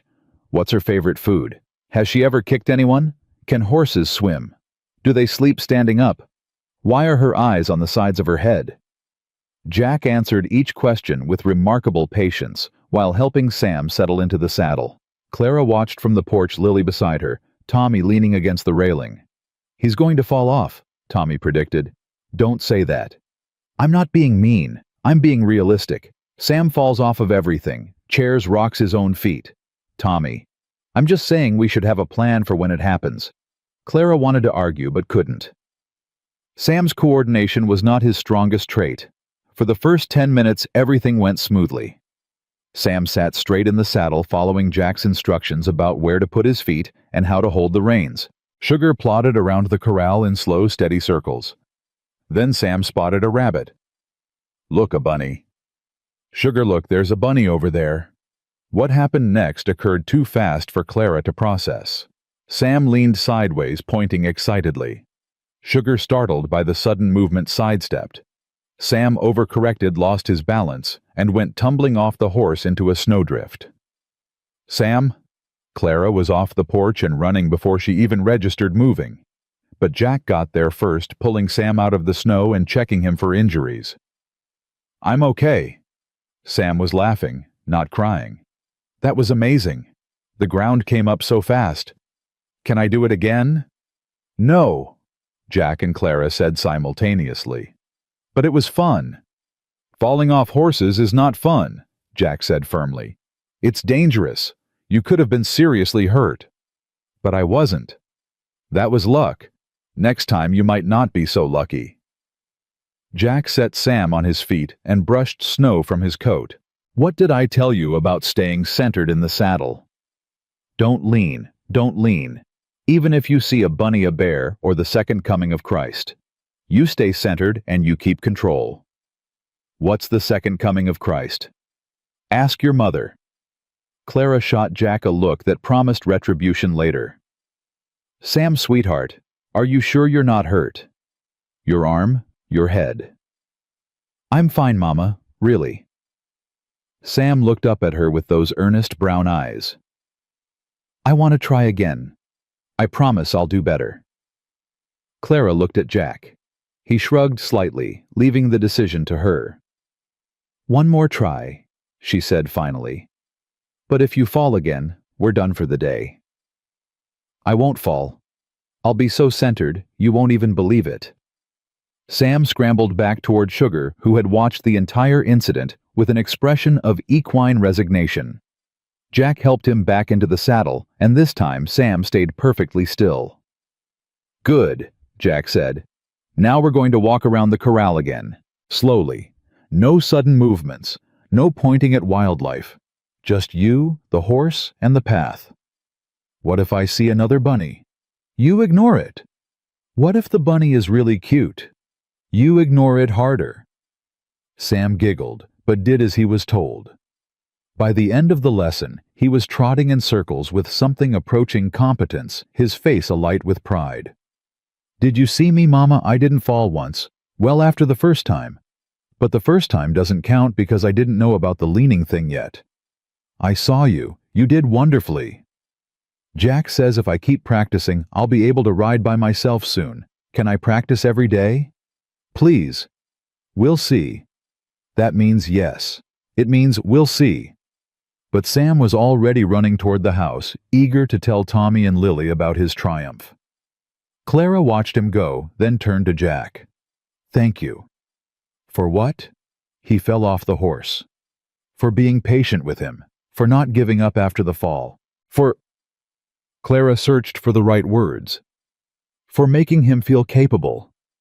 He is capable. He just needs guidance. Jack fell into step beside her as they walked back to the house. And someone to remind him that bunnies aren't worth broken bones. Clara laughed. You're going to have your hands full with that one. I know. I'm looking forward to it. They walked in comfortable silence for a moment. Then Jack said, One more day. One more day. Nervous? Terrified. Clara glanced at him. You? More than I've ever been about anything. Jack's hand found hers. But also more certain. Does that make sense? It makes perfect sense. They reached the porch, but instead of going inside, Jack stopped. His expression had turned serious. Clara, there's something I need to tell you. Before tomorrow. Her stomach tightened. What is it? Those men, Webb and his partner, they came back while I was in town yesterday. Clara felt the blood drain from her face. What? They didn't do anything. Just watched the house from the ridge. But they're still here, still waiting. Why didn't you tell me? I didn't want to worry you, but you deserve to know the truth. Jack's grip on her hand tightened. After the wedding, I'm going to deal with this, one way or another. What do you mean, deal with it? I mean, I'm going to find out exactly what Harold Mercer wants and make it clear that he's not going to get it. Not from you, not from the children, not from anyone. Jack, those men are dangerous. You saw them. I've handled dangerous men before. Jack's voice was calm but hard. I'm not going to spend the rest of my life looking over my shoulder, and neither are you. We end this. Soon. Clara wanted to argue. Wanted to tell him it was too risky, that they should just wait and hope Harold lost interest. But she knew Jack was right. Running hadn't worked. Hiding hadn't worked. The only option left was to stand and fight. Promise me you'll be careful. I promise. Promise me you won't do anything stupid. I'll try. Jack. He silenced her with a kiss. Gentle at first, then deeper, more urgent. When they finally broke apart, Clara was breathless. I'm going to protect this family, Jack said quietly. Whatever it takes. That's not negotiable. I know. Clara touched his face. Just make sure protecting us doesn't mean losing you. The children need you. I need you. You have me. Forever. Jack's eyes held hers. Starting tomorrow. That night, after the children were asleep, Clara sat by the window in her room and tried to process everything that had happened. In less than a month, her entire life had transformed. She'd gone from a desperate woman fleeing her past to a woman with a home, a family, and a future. It still didn't feel real. Tomorrow she would marry Jackson Thornton. She would take his name, share his life, and bind herself to him in front of God and the law. And somewhere out there, men were waiting. Men who wanted to destroy everything she'd built. Clara closed her eyes and prayed something she hadn't done in years. Please, she whispered silently. Please let this be real. Please let it last. Please don't let me lose them. She fell asleep still praying, and dreamed of white dresses and gold rings, and a man with gray eyes who promised to keep her safe. Tomorrow. Everything would change tomorrow. The morning of the wedding arrived wrapped in silence. Clara woke before dawn, her heart pounding so hard she could feel it in her throat. Today. Today she would become Clara Thornton. Today her children would have a father. Today everything she'd been afraid to hope for would become real, or everything would fall apart. She dressed carefully in the blue dress she'd altered for the occasion, the same dress she'd been wearing when she collapsed in the snow, now cleaned and mended, and transformed into something almost beautiful. Lily had insisted on weaving dried flowers into her hair, and Clara had let her, even though the result was more wild than elegant. You look like a princess, Lily announced when she was finished. I look like a woman who let a 4-year-old do her hair. Same thing. Clara laughed despite her nerves. Where are your brothers? Tommy's helping Jack with his tie. Sam's eating his third breakfast. Third. He says weddings make him hungry. Clara found the boys in the parlor where the furniture had been pushed against the walls to make room for the ceremony. Tommy was indeed attempting to help Jack with his tie, though neither of them seemed to know what they were doing. It goes over then, under then, through the loop, Tommy insisted. That's what I did. No, you went under then, over then, through a different loop. There's only one loop. There are clearly 2 loops. Look. Clara stepped forward. Let me. Jack turned to face her, and his breath caught. For a moment he just stared. You're beautiful, he said quietly. Clara felt heat rise to her cheeks. It's just the dress. It's not the dress.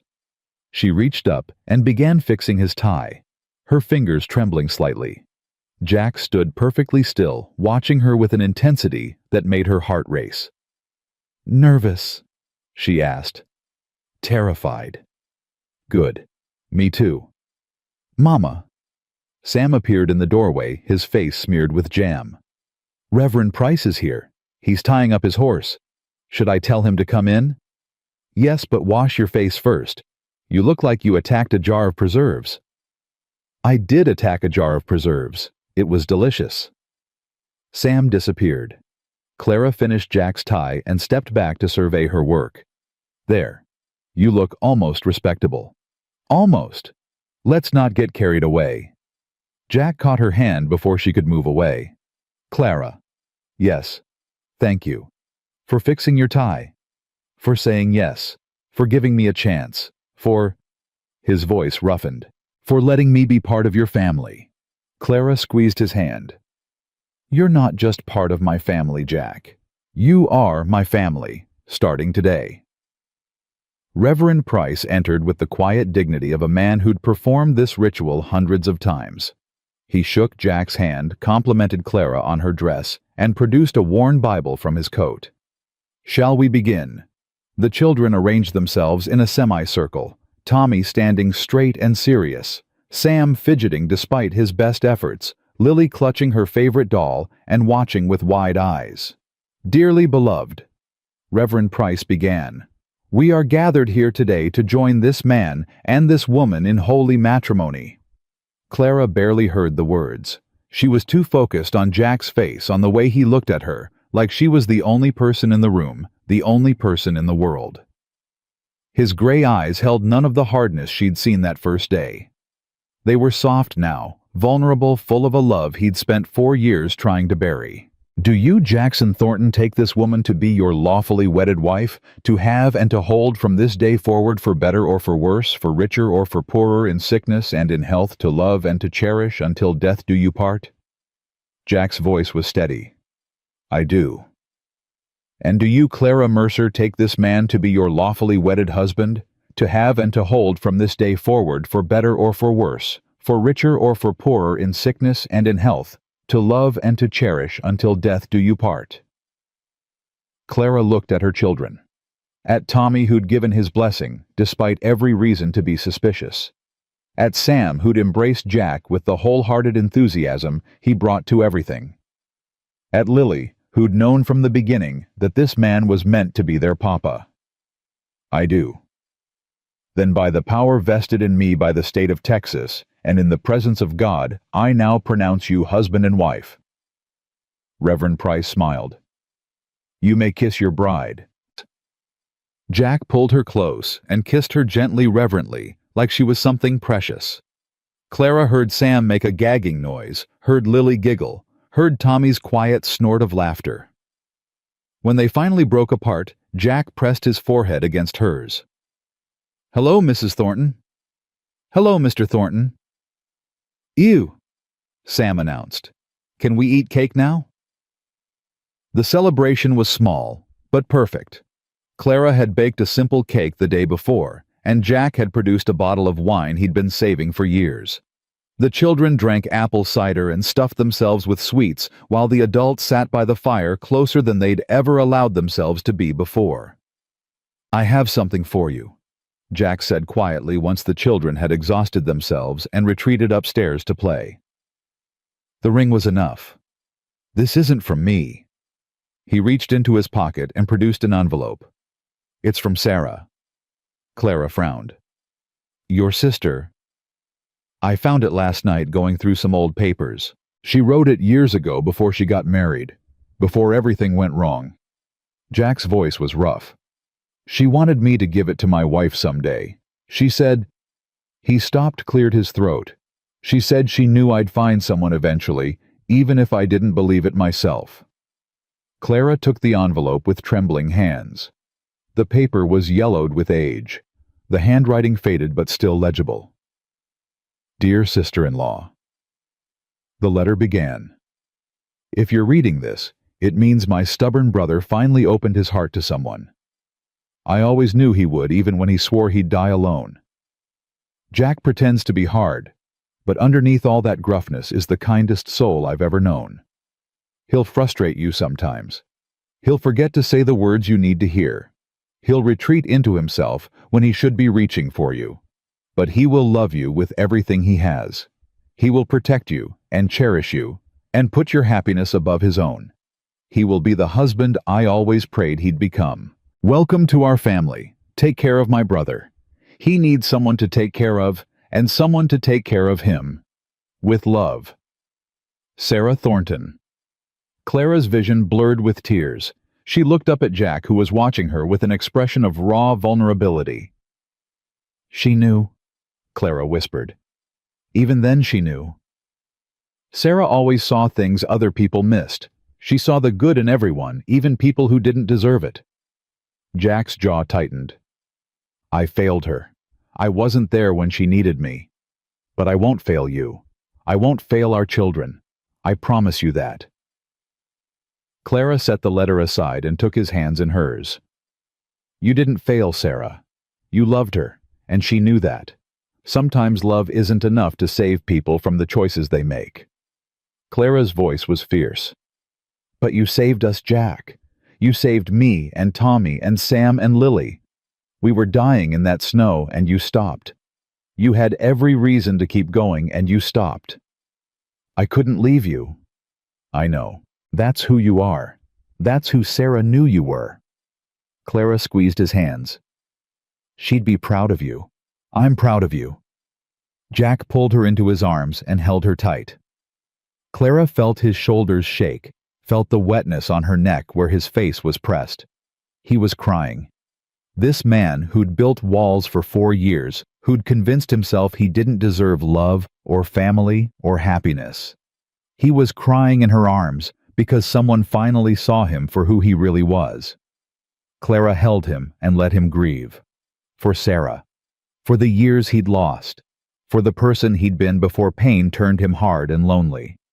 And when the tears finally stopped, when Jack lifted his head and looked at her with red-rimmed eyes, Clara kissed him.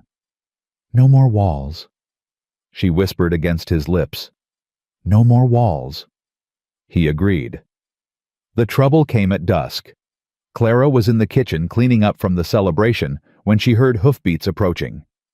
Fast. Too fast for a casual visitor. Jack. He was already moving, grabbing his rifle from beside the door. Take the children upstairs. Lock the door. Don't come out until I tell you. Jack. Go. Now. Clara ran. She gathered the children from the parlor, ignoring their confused questions, and herded them up the stairs. Tommy understood immediately. His face went pale, but he helped her corral Sam and Lily into the master bedroom. Stay here, Clara instructed. Don't make a sound. Mama, what's happening? Lily's voice trembled. Nothing, sweetheart. Everything's going to be fine. Those men are back, aren't they? Tommy's voice was flat. The ones who came before. Clara couldn't lie to him. I think so. But Jack will handle it. What if he can't? He will. Clara gripped her son's shoulders. Tommy, listen to me. No matter what happens, you stay here with your brother and sister. You protect them. Can you do that? Yes. Good boy. Clara closed the door behind her and crept to the top of the stairs. Through the front window, she could see 3 riders in the yard.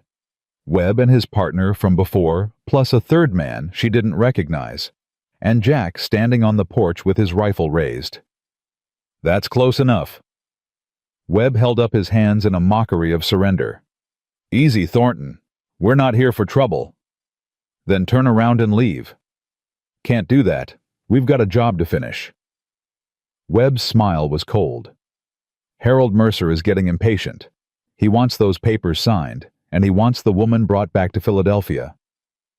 The woman is my wife now. She's not going anywhere. Your wife? Webb laughed. Well, that complicates things. But not as much as you might think. See, Harold's got lawyers. Good ones. They can make that marriage disappear if they need to. They can try. They will try. And while they're trying, things might get uncomfortable around here. Accidents happen on ranches. Fires, injuries, children wandering off and never coming back. Clara felt ice form in her stomach. He was threatening the children. This monster was standing in their yard threatening her babies. She wanted to scream. She wanted to run down there and claw his eyes out. But she forced herself to stay still, to trust Jack, to believe that he could handle this. "Let me be real clear about something," Jack said, his voice dropping to something low and dangerous. "If anything happens to my wife or my children, anything at all, I will hunt down everyone responsible. I will take my time, and when I'm done, there won't be enough left to bury." Big words from one man against three. I've faced worse odds. Jack's finger moved to the trigger. "You've got 10 seconds to get off my land." Thornton. 9. "This isn't over." 8. Webb held up his hands again. "Fine, we're leaving, but you haven't heard the last of this." 7. The three men wheeled their horses and rode away. Jack watched until they disappeared over the ridge, then lowered his rifle. Clara was down the stairs and out the door before she even realized she was moving. "Jack?" He caught her in his arms. "I told you to stay inside." "I couldn't. I heard everything. They threatened the children, Jack. They threatened our children." "I know." His arms tightened around her. "I'm going to fix this." "How?" "I'm going to Philadelphia." Clara pulled back to stare at him. "What?" "Harold Mercer thinks he can hide behind hired men and lawyers. He's wrong. I'm going to look him in the eye and explain exactly what will happen if he doesn't leave my family alone." "Jack, you can't." "I can. I have to." Jack cupped her face in his hands. "Clara, as long as Harold thinks he has a chance of getting what he wants, he'll keep sending men. He'll keep threatening us. The only way to end this is to make him understand that there's no winning. Not against us." "What if he doesn't listen?" "Then I'll make him listen." Clara saw something in Jack's eyes, something cold and hard that reminded her he'd nearly beaten a man to death once. That he'd survived the frontier alone for 4 years. That beneath the gentle husband and loving father was a man capable of violence when his family was threatened. "Promise me you'll come back," she whispered. "I promise. Promise me you won't do anything that will get you killed or arrested." Jack hesitated. "Jack, I promise I'll do whatever is necessary to protect this family. Nothing more, nothing less." It wasn't the assurance she wanted, but it was the only one he could give. "When do you leave?" "Tomorrow morning. The sooner this is done, the better." Clara nodded slowly. "Then we have tonight." "We have tonight." They went inside, collected the children from their hiding place, and gathered in the parlor. Jack explained in gentler terms that he needed to take a trip, that he'd be gone for a few weeks, that everything was going to be fine. "Why do you have to go?" Sam asked. "To make sure the bad men don't come back." "Can't you just shoot them?" "Sam," Clara admonished. "It's a fair question." Jack ruffled the boy's hair. "Shooting people is a last resort. First we try talking." "What if talking doesn't work?" "Then we talk louder." Tommy hadn't said anything. He sat in the corner, his face pale, his hands clenched in his lap. "Tommy." Jack walked over and crouched in front of him. "You okay?" "You're leaving. Just for a while. What if you don't come back?" Jack put his hands on the boy's shoulders. "Tommy, look at me." Tommy looked. "I am coming back. I don't care what I have to do or who I have to go through. I am coming back to this family, to you and your brother and your sister and your mother. Do you believe me?" Tommy was quiet for a long moment. Then, "Yes." "Good. Because I need you to be strong while I'm gone. Help your mother. Watch out for your siblings. Be the man I know you can be." "I will." "That's my boy." Jack pulled Tommy into a hug, awkward and brief but real. "I'm proud of you. Remember that." That night, after the children were finally asleep, Jack and Clara sat on the porch one last time. I hate this, Clara said quietly. I know. I finally have everything I've ever wanted, and now you have to leave to protect it.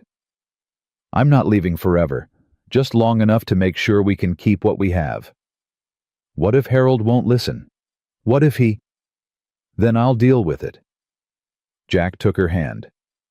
Clara, I've spent 4 years running from my past, from Sarah's death, from my guilt, from the man I became afterward. But I'm done running. I have something to fight for now, someone to come home to. 3 someones. 4 someones. Don't forget yourself. Clara leaned her head against his shoulder. Come back to me, Jack Thornton. Always. They sat together until the stars faded, and the first light of dawn crept over the horizon. Then Jack kissed her long and deep, and full of promises, and rode away. Clara watched until he disappeared.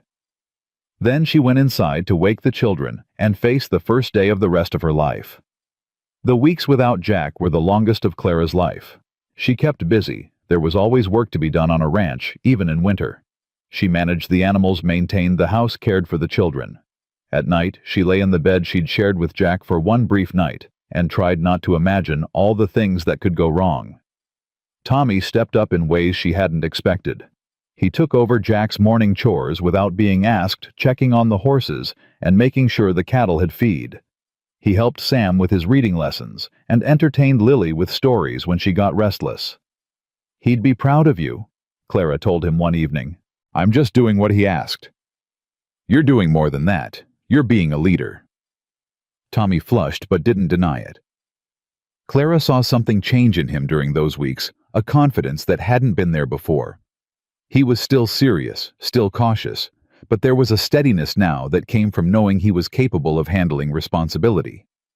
Sam struggled more. He missed Jack fiercely, missed their riding lessons, their conversations, the easy camaraderie they'd developed. He moped around the house, picked fights with his brother, and asked every single day when Jack was coming home. Soon, Clara told him. He'll be home soon. You keep saying that. Because it's true. What if it's not? What if he decided to stay away? What if he doesn't want us anymore? Clara pulled her son into her arms. Sam, listen to me. Jack loves us, all of us.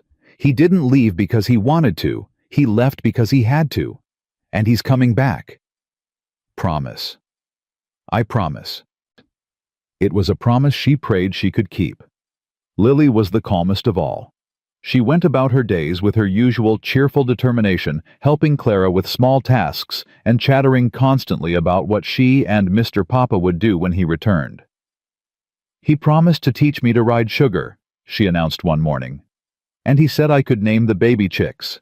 And he said we could get a dog if I was very, very good. He said we'd discuss getting a dog, Clara corrected. That means yes. It does not mean yes. Sam says we'll see always means yes, and we'll discuss is the same thing. Clara made a mental note to have a conversation with Sam about managing his sister's expectations. 3 weeks after Jack left, a letter arrived. Clara's hands shook as she opened it. My dear Clara, it began. I've met with Harold Mercer. He's exactly the kind of man I expected, small, mean, and convinced that money and lawyers can solve every problem. I explained to him in terms he understood that his pursuit of you and the children needed to end. He was resistant at first. I was persuasive. The details aren't important, but I want you to know that I kept my promise. I did nothing that will get me killed or arrested. I did, however, make it very clear that the cost of continuing his harassment would be much higher than any inheritance he might gain. Harold is a businessman. He understands cost-benefit analysis. After our conversation, he agreed to sign papers releasing any claim to the Children's Trust Fund and dropping all efforts to locate or contact you. His lawyers are drawing up the documents now. I should be home within the week. I miss you. I miss the children. I miss our home. Tell Tommy I'm proud of him. Tell Sam I found a puppy in town that needs a family. Tell Lily that Mr. Papa is counting the days until he can see her again. And tell yourself that I love you. More than I knew it was possible to love anyone. Forever yours. Jack. Clara read the letter 3 times. Then she gathered the children and read it aloud. A puppy. Sam's face lit up. He found us a puppy. That appears to be what the letter says. I knew we'll discuss meant yes, I knew it. Tommy was quieter, but Clara could see the relief in his eyes. It's really over. Harold's going to leave us alone. That's what Jack says. And you believe him? Clara looked at the letter in her hands, at the cramped handwriting that was becoming familiar, at the words that promised safety and love and a future she'd almost stopped believing in. Yes, she said. I believe him. Jack came home on a Tuesday. Clara was in the kitchen when she heard hoofbeats. She ran to the window and saw him dusty, exhausted, more beautiful than anything she'd ever seen. Jack. She was out the door and in his arms before he'd even fully dismounted. He caught her staggering slightly and buried his face in her hair. I'm home. You're home. The children came running. Sam launched himself at Jack's legs. Lily demanded to be picked up. Tommy hung back for a moment, then stepped forward and wrapped his arms around Jack's waist. Welcome back, Tommy said quietly. Sir. Dad, Jack corrected. Or Pa, or Papa. Whatever feels right. But not sir. I'm your father now. That means you get to call me something more familiar than sir. Tommy's eyes widened. Then slowly, a smile spread across his face. Okay, Dad. That's better. Jack ruffled his hair. Now who wants to meet the puppy? Sam's shriek of excitement could probably be heard 3 counties over. The puppy was a golden ball of fluff named Biscuit, Sam's choice in honor of the calf he'd been promised he could name. Within hours, Biscuit had claimed a spot by the fire and the hearts of everyone in the household. He's perfect, Lily declared, letting the puppy lick her face. Mr. Papa, he's the most perfect puppy in the whole world. I thought so too. Clara watched her family from the doorway of the parlor, her husband playing with their dog on the floor, her children laughing and wrestling and completely at ease. The home they'd built together filled with warmth and love and the sound of happiness. What are you thinking? Jack asked, looking up at her. I'm thinking about how much has changed. A few months ago, I was dying in the snow with 3 children and no hope. Now, she gestured at the scene before her. Now I have everything. Jack stood and crossed to her, taking her hands in his. You have more than everything. You have a family that loves you, a home that's yours, a future that no one can take away. He kissed her forehead. And you have me. For whatever that's worth. It's worth everything. Clara leaned into him. You're worth everything. That night, after the children were asleep and the house had fallen quiet, Jack and Clara sat on the porch one more time. The stars blazed overhead, bright and eternal witnesses to everything that had happened and everything still to come. Do you remember what you said to me? Clara asked. That first day when you found us in the snow.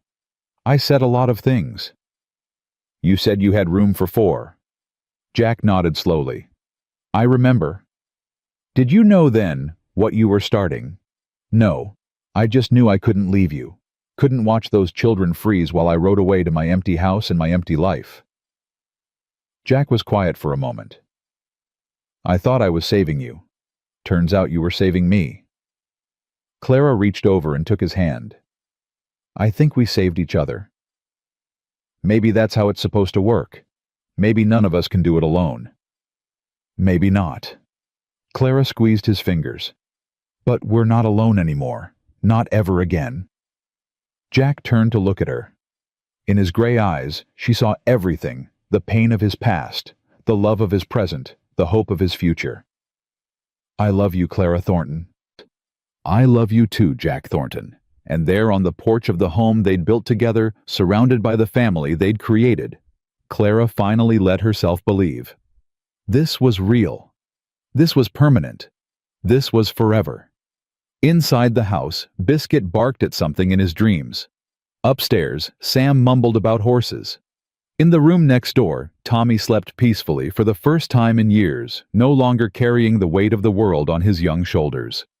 And Lily, curled up with her favorite doll, dreamed of the papa who'd promised to keep her safe. Clara and Jack sat together until the stars began to fade, and the first light of dawn touched the horizon.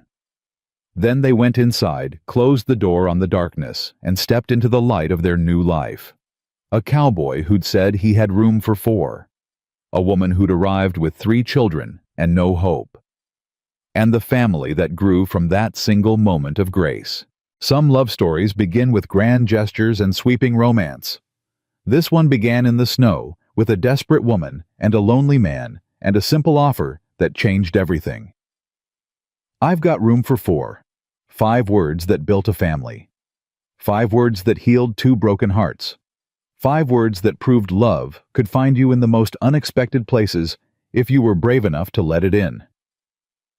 Clara Thornton, once. Clara Mercer, once a woman with nothing. Closed her eyes and smiled. She was home. They were all home. And that was the only ending that mattered.